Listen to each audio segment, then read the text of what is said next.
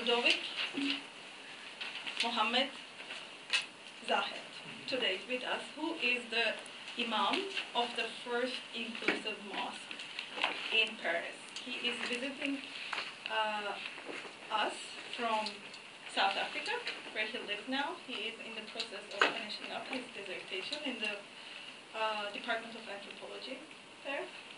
I am not going to introduce him very extensively because I think he is going to do it in the sense, as a way of moving towards the content of the discussion today. We will today, and as I mentioned last night, we will end the class the latest at 3:55. The way we organized today is that the presentation will last about an hour and 15 minutes, and then the last 45 minutes is going to be a discussion. Unless there is a lot of demand for it, we will not take a break because we'll already end an hour earlier. So that's that.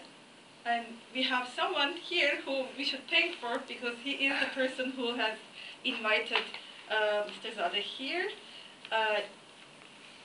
Boston University, what is the name of the organization? Can you remind me? It's Association Francophone de Boston University. Yes. And they have had this 3-day conferences, discussions, hosting Mr. Zadeh, and focusing specifically on the question of the exercise of rethinking homosexuality in Islam. Okay. Today's talk or presentation discussion is titled Radically Alternative Islamic LGBT Corporalities and Religiosities. I hope you did read parts of his memoir, Amina Wadud piece, which we are familiar with from the documentary, and the book on homosexuality in Islam. So with that, I give the floor to you, and thank you again for accepting our invitation. Thank you very much for the invitation. Thank you again to Saiful Salim for the invitation all the way from South Africa. When we started to talk about that, I was still living in Paris, which is like very, very short trip compared to Cape Town. So my name is Ludovic-Mohamed Zahed. I'm 37 years old. I was born in Algiers, in North Africa. I grew up between Algiers and France, where I studied. I did a PhD in anthropology, a PhD in psychology. I studied neurosciences at l'École Normale Supérieure, which is the kind of the small sister of MIT in France, absolutely not known outside of our borders, like many stuff that we do in France. So I'm very happy to be here. Thank you so much. That's for me to be at Boston University for 3 days, to see what they do there here in the area of Boston, and to be at MIT also is something personally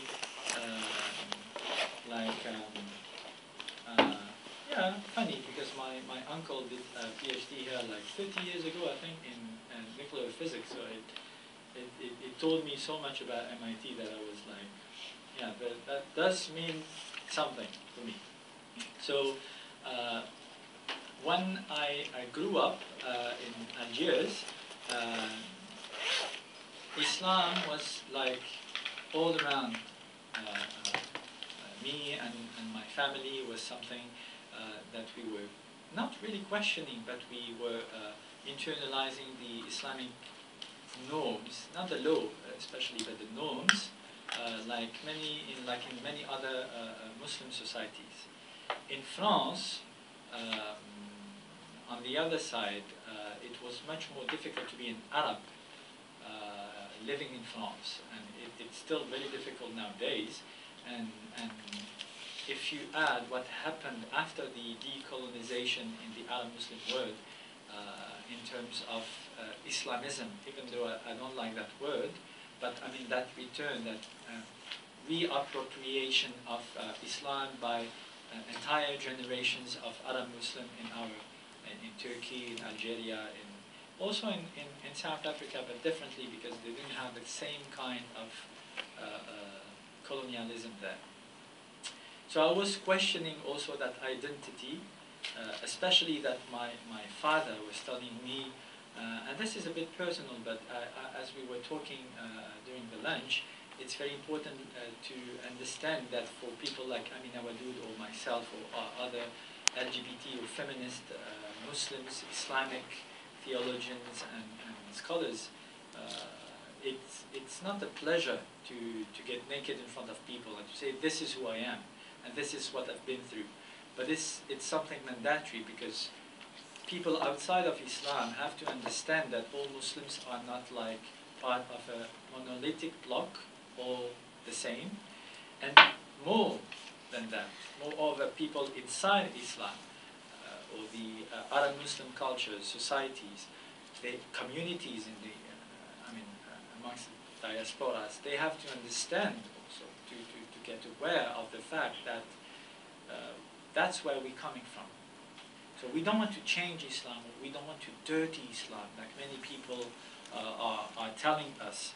We just want to be who we are, fully, in peace, like sociologists or anthropologists would say, in the public space, in the community space, in the family space, in peace with our different identities, not trying to like justify ourselves all the time here or there, and trying to find an identity that will fit that or this norm, but just be ourselves and being, like Amina Wadoud also say, agent of a better humanity, better societies, and make of Islam a factor of emancipation and not a factor of oppression and political totalitarianism and fascism.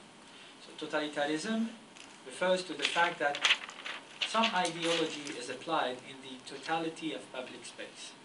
That refers to Jürgen Habermas, who is a scholar who worked a lot, and still working with Judith Butler, and on relationship to public space and to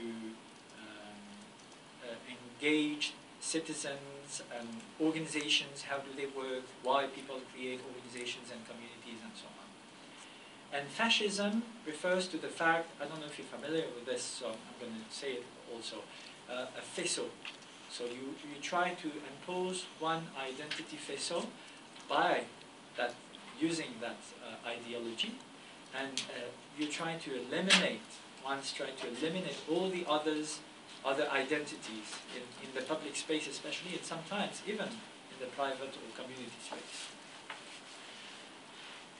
So now, I'm talking about that like that, very in peace, and like a scholar as a learned, have been trained like you are, looking to have teachers like you and to train us to do that. But I also trained myself, because I learned like theology when I was to become an imam when I was a teenager. I learned the Quran in Arabic and so on. But I had to deconstruct all of that through psychoanalysis and studying psychology and anthropology helped me a lot. But when I was 8 years old, back to my private story, once again to give an idea of what is concretely, anthropologically, the quest of someone who is going through those cognitive dissonance. It's like you have different representations of universe, of reality, whatever, and you try to make them fit, and it doesn't fit. So I was questioning myself, as I told you, because I was considered to be an Arab influence. I was questioning myself because I was related, I like it or not, to Islam, and I liked it. But it was a problem because I was very effeminate. I mean, people were asking me in the beginning of the course, I still remember high school, like, are you a boy or a girl? Even before high school. So during high school, I started to say, yeah, but I'm between femininity and masculinity.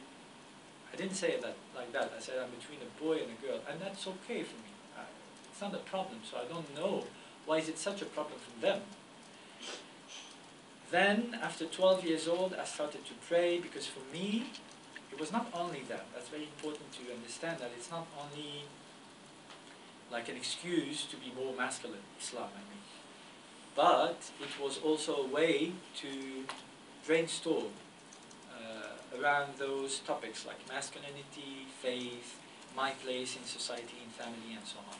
So I started to pray, to go to the mosque, and in Algiers, I go to the mosque in the 80s, 90s, just before the Civil War, that I was living there also at that time, not in France anymore.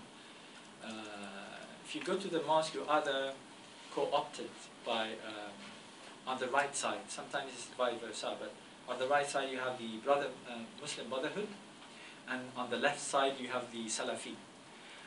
And the Muslim Brotherhood is more like the Egyptian political party. You're all familiar with that, I guess.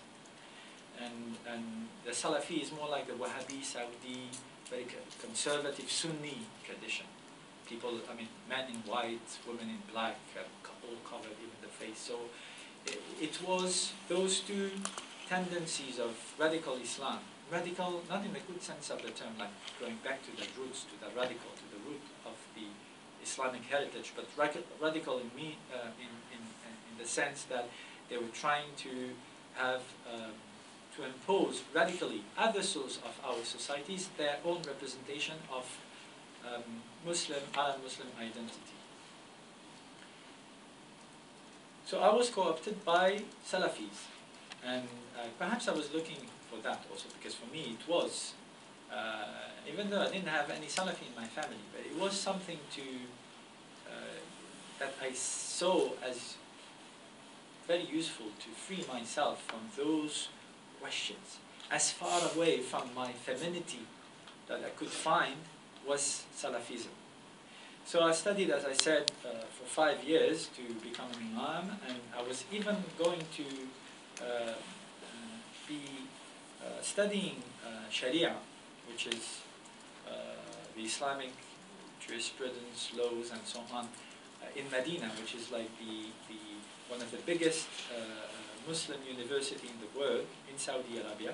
Medina is the second holiest city after Mecca in Saudi Arabia. We're going to see some images of the documentary about that with Amina Wadoud there.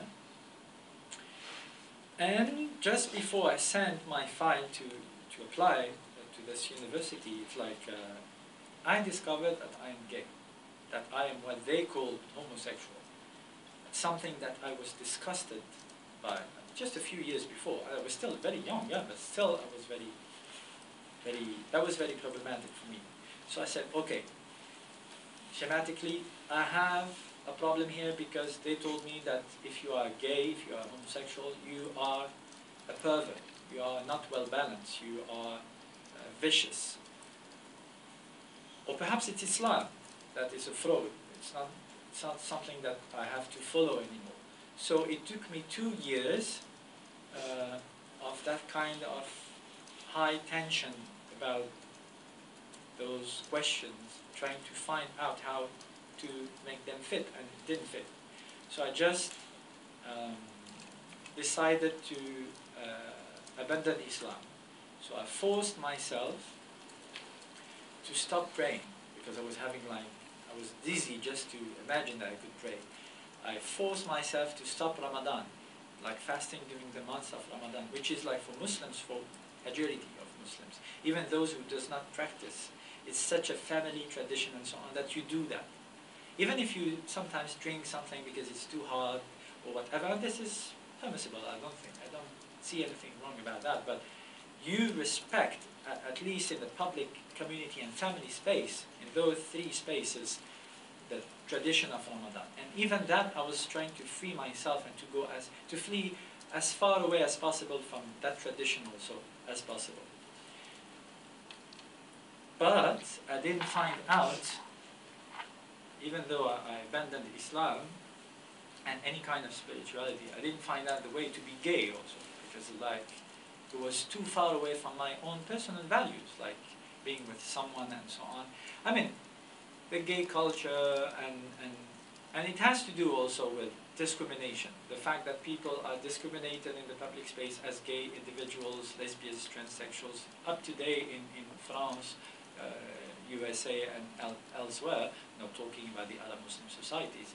It's a very it's a very vivid problem for people like me to be in a couple, in a relationship, in a long-term relationship, and to say, let me introduce you to my husband. I'm a man and I'm married to a man.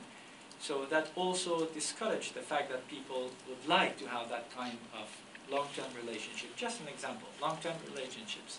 And for me, it was very important because I was raised in a family where you do not divorce. You stay with your wife or with your husband, even if you hate him or her, but you stay together. So, I mean, it was very important for me to build my life. And I mean, for 7 years, after I abandoned Islam, I understood, after that period of 7 years, that perhaps it was not Islam the problem. Perhaps it was not spirituality, but it was traditions and discrimination. So, before 30 years old, I remember very clearly talking to my sister, I'm very close to her, and I'm telling her on the phone, I'm not sad, but if that's life, I'm not happy either. So something is missing, something that I had, that what they call in Islamic philosophy, like the enchantment of life, like a life like a fairy tale, because you believe in angels and heavens in the sky. But not only that, because also you believe that we are a humanity, a united social body, and we help each other, we love each other, we respect each other. I didn't find it in my everyday life in Paris, at least. Perhaps French people are rude. Don't confirm it.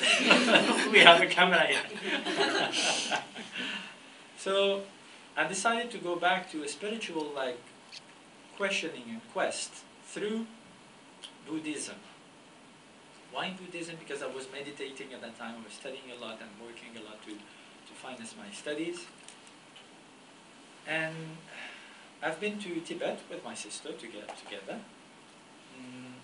And Buddhism taught me two main, very important things.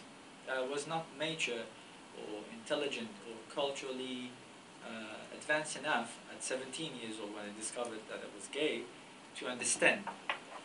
I understood that you can make a difference between dogma and spirituality, politics and like personal and collective enhancement of our welfare, of our individual and community care, like Joan Ponto would say, the care, taking care of each other. That's also a very, very important political area of research that is neglected. Also because, I mean, I can't say that because I'm gay, because a lot of men, heteronormative representation of politics is like, there's no place for what they identify as femininity, like caring for each other's and welfare and so on. Anyway, this is very interesting. You can have a look at her intellectual productions. So, the second thing I understood going to Tibet, to Lhasa, to do my pilgrimage as perhaps a Buddhist en herbe, we say in French, which is like training, Buddhist training. It was that you can find people within the Buddhist culture, communities that are homophobic and misogynistic, having a homophobic and misogynistic representation of their own faith.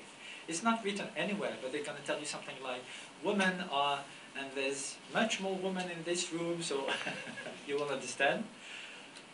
Women are reincarnated into a woman body because they have a bad karma. In a previous life, no really, in a previous life, they did this and that, so perhaps they have to pay to be a woman, being a woman here, before becoming a man, and then ascend a Buddha and éveillé, sorry? Enlightened, yeah, being in the future, very, very far away life. And homosexuality, yeah, it's not well balanced because nature is man and woman. For monks, it's very weird to say that, but anyway. So you can find that. So for me, it helped me a lot because I understood that it was just people. I'm going to say it because it's very interesting. Amina Wadud told me when she converted to Islam, she took everything they gave her, even the shit. Sorry. And then it took her like 15 years of her life to understand that that S was not Islam. So it took me also a long time, and going through Buddhism was, I think, the only way not to be confronted again to that stress and terror to just commit suicide, because I was really very bad at that time, when I was still trying to reconcile my faith and my sexuality. So when I come back to France, and please tell me if I'm too long. When I come back to France, I'm going to give you bibliographical references and PowerPoint presentation, but I would like to set up this clearly. When I come back to France, I undertook my studies in cognitive neurosciences, which is a very elitist in France, but also here in the US. Training, so very elitist training. So,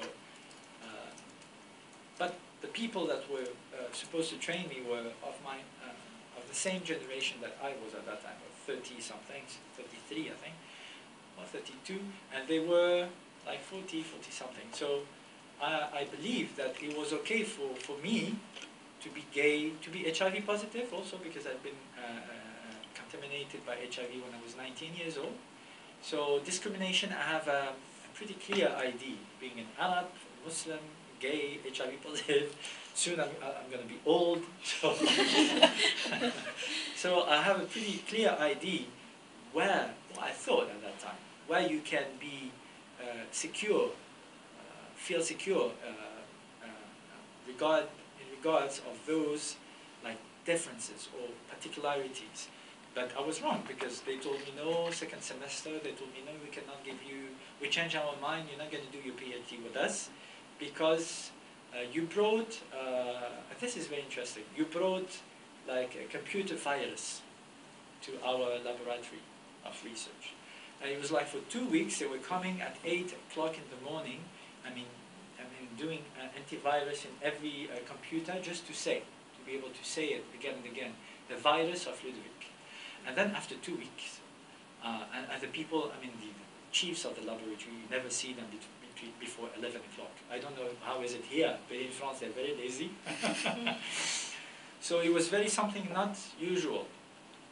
8 o'clock, he was here before everybody, and speaking about virus of Ludwig, and he was like, no, I could not take time to review what you written down, do your own stuff anymore. He was not interested anymore in my stuff. So, in my research. So, some people in that laboratory, students like me, came to me and told me, what's happening? Because what's going on? They're all talking about your virus, we didn't find anything on the computer. So, I said, okay, I understood what kind of virus they're talking about. So I talked about that to the teacher, to the big boss, and she was like, read like this computer. Wow, why is he talking to me frankly, I mean, honestly about something that we didn't want to deal with? So she said, no, I'm sorry, you're going to have your diploma. I said, yeah, just give me my diploma. I'm going to go away because I have nothing to do here. Because perhaps you're wrong, you're right. If here it's already a problem to be gay and HIV positive, and you're trying to bring an Arab to do a quotation, I mean a better quota in your laboratory, perhaps it's not the right place for me. And it was not, obviously. I was studying cochlear implants, interface between man and machines, and it was passionating field. I was really working from 8 o'clock to midnight every day, but it was, sometimes it's not the right place. You just have to go somewhere else, and I'm very happy about what I'm doing now. So I said, here we go again. What do I have to learn from that? There's no religion here involved. There's no culture. It's only elitism and discrimination. So it helped me. I mean, now I'm saying that, but at that time I was like very, very down. But the second semester, I took all the time because they didn't want to review my stuff. So I was preparing a world tour for AIDS children, because I founded the first young people living with HIV NGO in France. It was a big taboo at that time, youth HIV. I was one of the first ones to come out as a LGBT youth leader and so on. So I decided to continue that, but for children around the world, and we worked with more than 30 organizations in 29 countries. We did a documentary you can find on our website, on calem.eu, that's our website, CALEM. You have all the videos, the publications, and so on. So, that world tour taught me again that you can find discrimination anywhere, so you can't always try to protect yourself. One day you just have to accept it. And I also have been through all the countries between Paris and Calcutta in India, all the way by train and bus. So it was a choice. Also because I hate airplanes, turbulences especially. But it was also a way to meet people and to talk to them. I was a psychologist, and perhaps starting to become an anthropologist. So I was already inquiring about who you are, guys, and how do you deal with those children and those families that are infected or affected by HIV.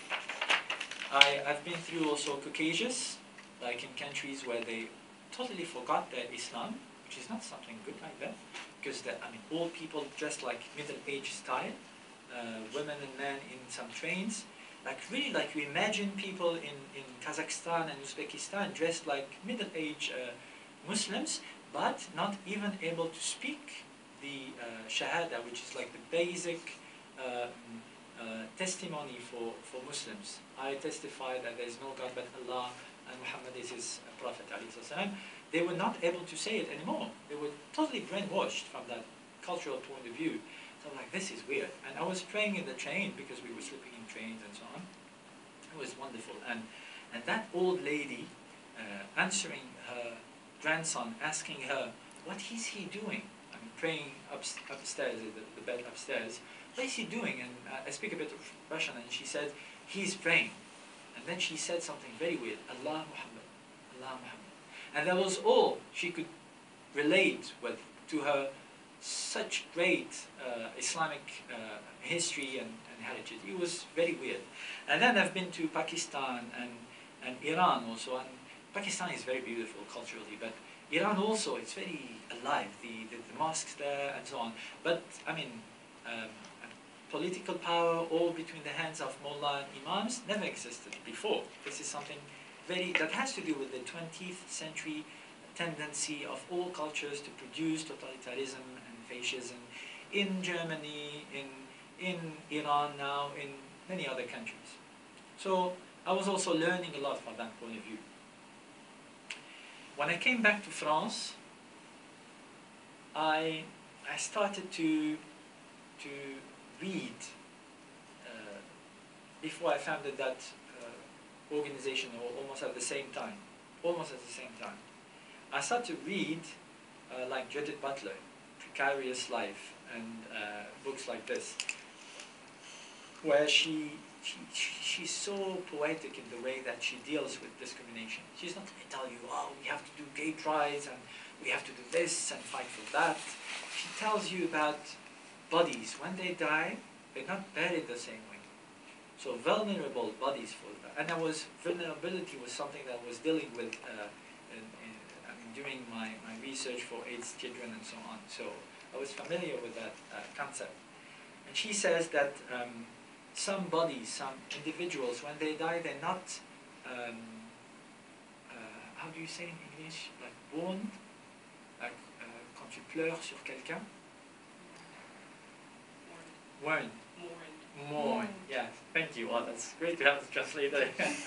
So they're not mourned the same way that bodies, not humans, bodies that are fitting the heteronormative standards. This is very, very interesting. For me, it helped me.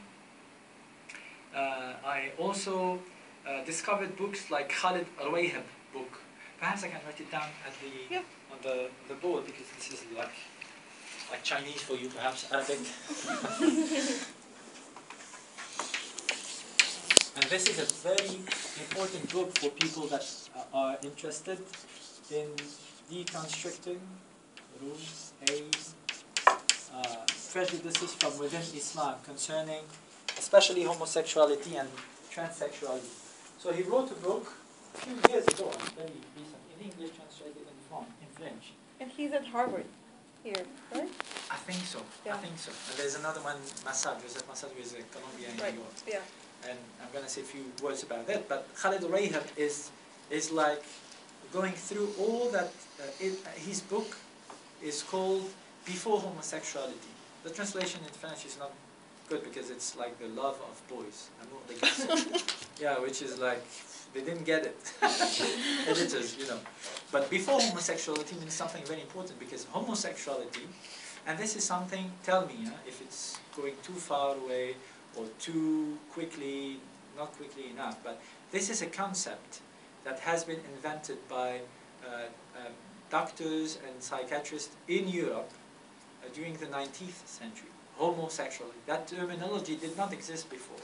And heterosexuality, heterosexualité, has been invented in Switzerland, France, Germany, by, say, psychiatrists and doctors, but 10 years later.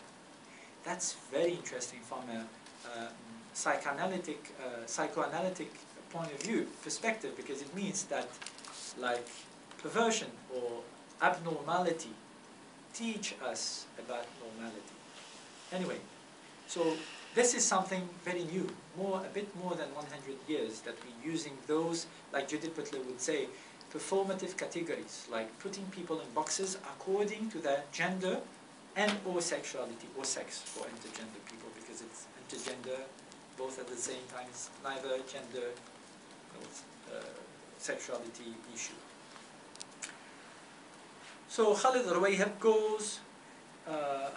gives an overview of Arab Muslim history at the end of Middle Age era. I don't know if in the USA it's the same, but for Europeans, the modern era starts 18th, 19th century. So more or less. So just before that, he says that someone who was like called Ali, but he was like intergender, like androgynous, hermaphrodite. Both sex at the same time, like genetically XXY. Now we know genetically XXY. But at that time, they were like passing in front of an Islamic council in a mosque or elsewhere, in a madrasa, in a Islamic school, and they were telling to the person, yeah, you look more effeminate, or you look more feminine, so you will be considered. They were not able to castrate people. It was something better than today, where they ask people to change their sex to have only one sex. But at that time, it was just discursive. It was like, we see feminine identity within you, so you've got to be considered as a woman. So Ali became Aliya, and he was able to marry his lover, no problem. But it could be considered as trans identity, homosexuality. It was not a problem at that time. Homoeroticism, like poetry, and Sheikh of Al-Azhar. Today, in Egypt, it's the biggest Islamic universities for centuries now. He condemned my marriage with my husband. And he said, I'm not an imam, and people who pray behind me are not accepted in Jannah, whatever, because he's got the keys of paradise. So at that time, 16th century, the great imam of Al-Azhar, I forgot his name, Shitabi or Shibati, whatever, you can find it on the internet, or I can give it to you if you want. It's only detail. He was writing poetry, very nice poetry, that I included in my thesis, my dissertation, about love of boys. Like, everybody knew that he was in love with his companion, and he was married and having children. So he was a different. It was not homosexuality as we see it today, but it was not homophobia as we see it today in the Arab Muslim world.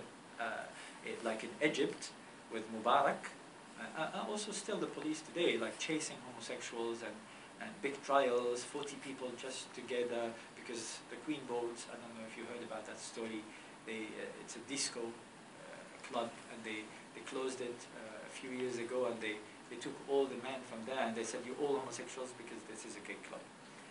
Anyway, or Ahmadinejad, who said, we don't have homosexuals in Iran, which is also another kind of totalitarianism and repression. It's like you do not exist, so we can hang you, or kill you, or put you in jail. Nobody's going to look at you. So this is a very interesting. What happened? 1930, just to give you like dates like this. 1930, you have the first edition of 1001 Nights, published in Al-Qahira, in Cairo also. And they censored all the stories related to women's sexuality and to homosexuality and homoeroticism. So this is something new. This is like a Arab Islamic heritage par excellence that has been transmitted from one generation to the other for centuries. Some stories has been elaborated in Persia, others in India and in the Arabic Peninsula, and now all of a sudden it's not our culture anymore. Why? Some scholars at the same times of Salafism raising and Muslim Brotherhood raising and Pan-Arabism and anti-colonial struggles in our Arab countries, which is something good, like trying to fight for your freedom and so on. But it goes with that, unfortunately. It goes with a more virile or macho representation of identities. It's like we have now to protect ourselves. Femininity is something that is related to passivity, so we have to put it at home or under a veil, and homosexuals, we have to put them in jail or kill them because we could not bear that anymore. So this is related to politics and anti-colonial politics and nothing to do, I think, with what Khalid Rouay had described as our Arab culture and representation of spirituality also for some Sufi who were like considering that like looking at a beautiful bird, a ghazal, was an adoration. It was like ibadah. It was like adoring God through your eyes, like just looking at a beautiful boy or a dervish turning. So we are so far away from that sometimes. You have books like Androuz and Kalpakle from Turkey who wrote, but they're working, of course, in the USA. So many things happening here. About Age of Beloved.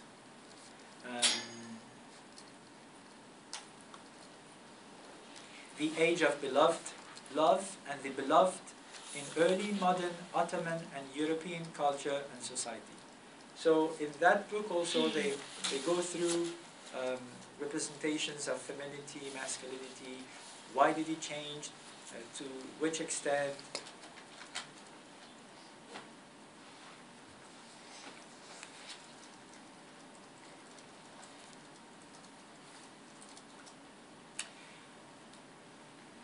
And before that, just before that, in the 80s, you have more specific books, or perhaps more general, if we talk about gender,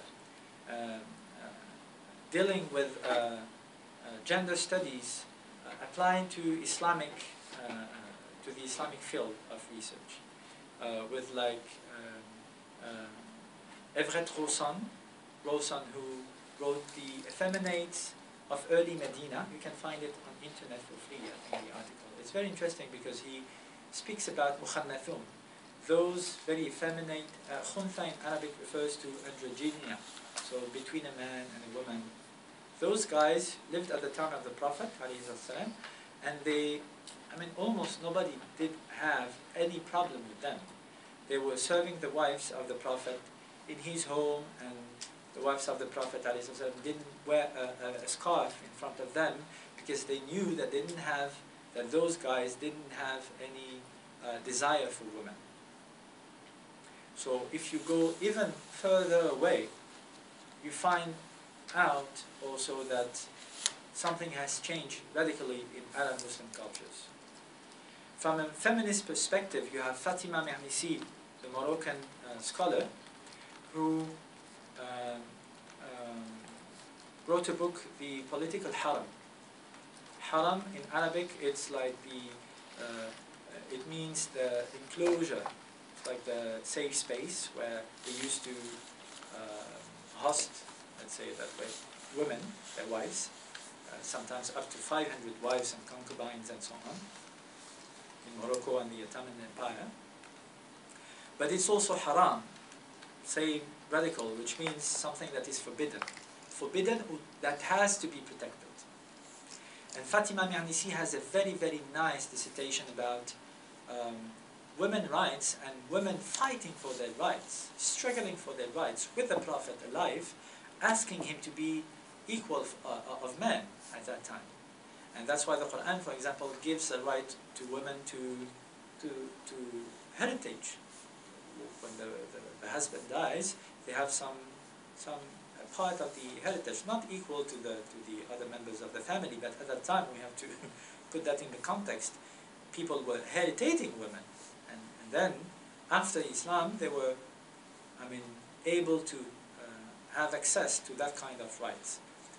And of course you have, like Fatima Mernissi would say, some men at that time, like Umar ibn al-Khattab, who used to be one of the closest companions of the Prophet ﷺ, struggling for women to stay as subalterns in their society at that time, refusing that progressive representation of what Islam's spirituality should be. Like, our dude would say, a factor of emancipation and not a factor of oppression, as I told you. And Fatima Mernissi ends up telling us that at that time, women had, LGBT individuals, had that kind of rights. It doesn't mean that we have to keep the same rights for 14th century. We have to make those rights evolve according to our context. So that's why also in my book, I say that if the Prophet ﷺ, this is a sentence that Saiful likes a lot, if the Prophet ﷺ would be alive, he would be marrying homosexuals. Because this is the vanguard of human rights nowadays. And he was at the vanguard of those questions at his time. He was, they tried to kill him several times, and in some cities nowadays, part of Saudi Arabia, like Taif, one of the main cities. The history, the tradition says that when he went there to talk with them about Islam, they sent the children, which is the biggest insult at that time, to throw stones to him, because they said, you give rights to women, you want us to free slaves, you and this and that, and you respect mukhannathun, homosexuals or transsexuals, whatever the translation could be. So we could not accept that revolution, but in the end it worked. I can give you perhaps one last reference, which is called Google homosexuality in Islam. I have it here. It's a reference for many LGBT Muslims, because he undertook a systematic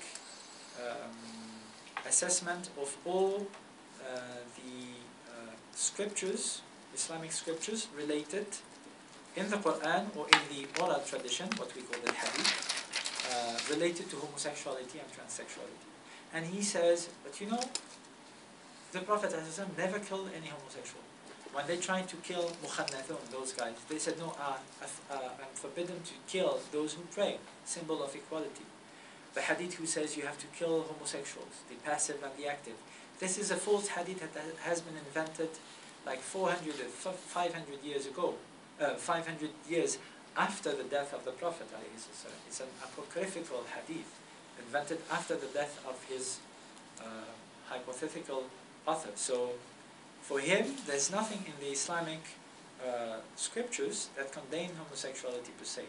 In the Quran, the verses related to Sodom and Gomorrah, they are talking about rape and violence, and those guys being thieves and refusing hospitality and trying to rape angels and strangers and so on.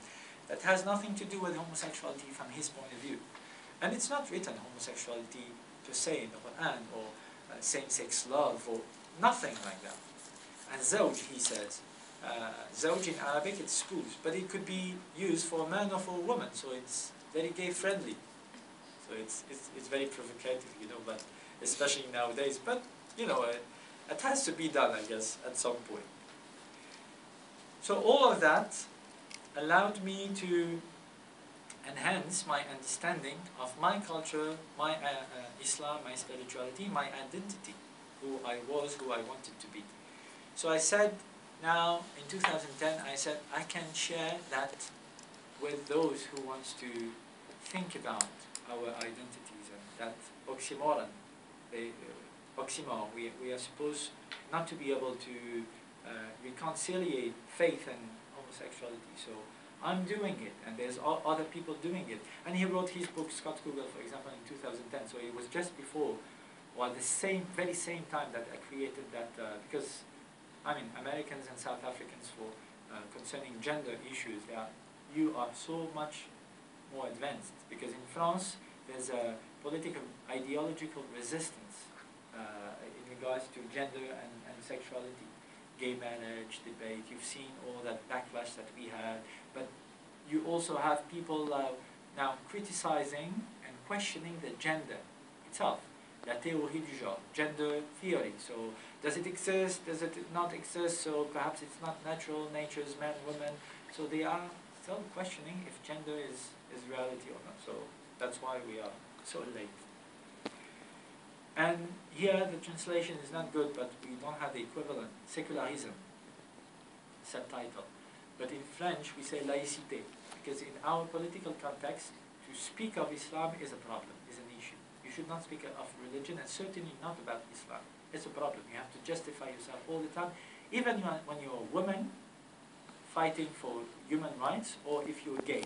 Because they told us you are gay in some LGBT organizations. You are Muslims, and Muslims have a double discourse.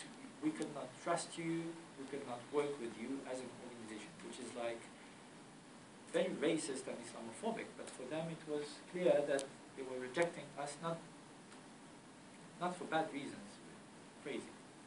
So we put that forward, the fact that it's a double chance, because we are supposed, thanks to secularism, to be protected from religious extremism, but also from racism, because the true laïcité law of 1905 in France is supposed to protect all faith.